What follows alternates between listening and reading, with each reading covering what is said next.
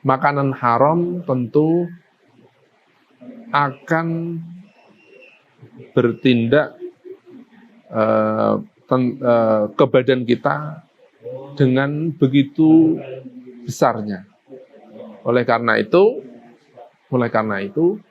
para ulama-ulama salaf, ulama-ulama yang ahlillah, ulama-ulama wali-wali Allah yang benar-benar ulama dan ahli Allah Subhanahu wa taala, beliau sangat meneliti makanan itu yang halal sehingga bisa dimakan, atau syubhat atau haram maka dijauhi.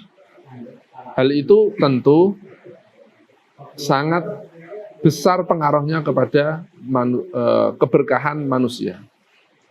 Dalam arti, kalau makanannya itu halal, seseorang itu pasti akan melakukan sesuatu yang baik. Mengatakan baik, ada keberkahan. Kalau ada yang syubhat atau haram, dalam kitab-kitab itu diterangkan bahwasanya terkadang orang itu malas beribadah, malas untuk berbuat baik, malas untuk qiyamul lail, malas untuk membaca Quran. Itu kenapa ya? Karena ada makanan-makanan yang tidak layak untuk dikonsumsi. Nah, jadi tentu makanan itu sangat besar sekali pengaruhnya. Seperti contoh saja Abu Bakar As-Siddiq radhiyallahu taala anhu ketika telah memakan yang masih syubhat, seingat saya masih syubhat, belum level haram. Itu sudah masuk juga. Sehingga nggak ada kewajiban untuk mengeluarkan, sudah dikemakan. Tetapi apa yang dilakukan Abu Bakar As-Siddiq radhiyallahu taala anhu, beliau memuntahkan dengan sehingga supaya keluar apa yang di perut ini. Nah, itu kan salah satu menunjukkan bahwasanya ulama-ulama atau orang-orang salaf, sahabat, panutan-panutan kita begitu mementingkan jangan sampai makanan haram itu masuk. Bahkan sampai ketika sudah masuk pun kalau bisa dikeluarkan. Dan tentu itu tidak mudah. Satu contoh. Kedua, Imam Syafi'i radhiyallahu rahimahullah taala. Imam Syafi'i, beliau ketika main ke Imam Ahmad bin Hanbal seperti cerita yang masyhur, beliau makan makanan yang banyak sehingga sampai putrinya Imam Ahmad bin Hanbal meragukan Imam Syafi'i, kenapa ini Imam Syafi'i makan kok banyak segitunya, wong Imam Syafi'i ulama terkenal yang pada waktu itu fenomenal. Bahkan termasuk Imam Syafi'i fenomenalnya yaitu beliau ini untuk bahasa sekarangnya adalah ulama fikih yang kelasnya internasional. Jadi pada waktu itu, pada waktu salaf, dunia internasional fikih itu juga seperti sekarang. Tidak semua ulama fikih itu sampai menginternasional.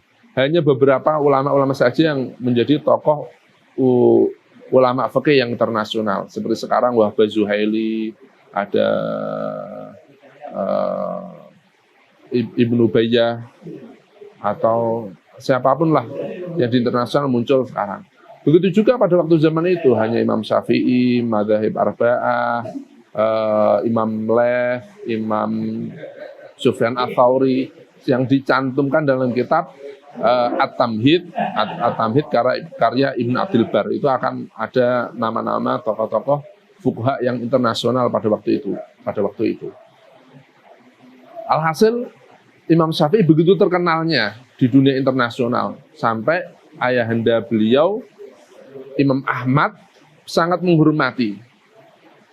Tentu sang putri yang belum paham, masih belum paham pada waktu itu tentang kehebatan bagi Imam Syafi'i, ketika melihat Imam Syafi'i makan makanan yang banyak di waktu itu di tempatnya Imam Ahmad bin Hanbal, sempat bertanya di hatinya, ini Imam Syafi'i sebegitu terkenalnya, sebegitu hebatnya, mengapa makanan yang baik?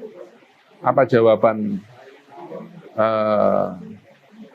Imam Syafi'i radhiyallahu taala anhu dengan kasyafnya?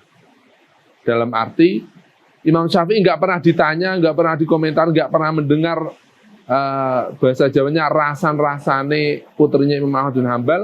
Bila Imam Syafi'i menyampaikan pada waktu pagi harinya, saya makan makanan yang banyak ini karena saya tahu bahwa makanan yang ada di Imam Ahmad bin Hambal itu adalah makanan yang halal. Nah, itu bagaimana Imam Syafi'i mementingkan bagaimana makanan yang halal itu sangatlah baik untuk dikonsumsi.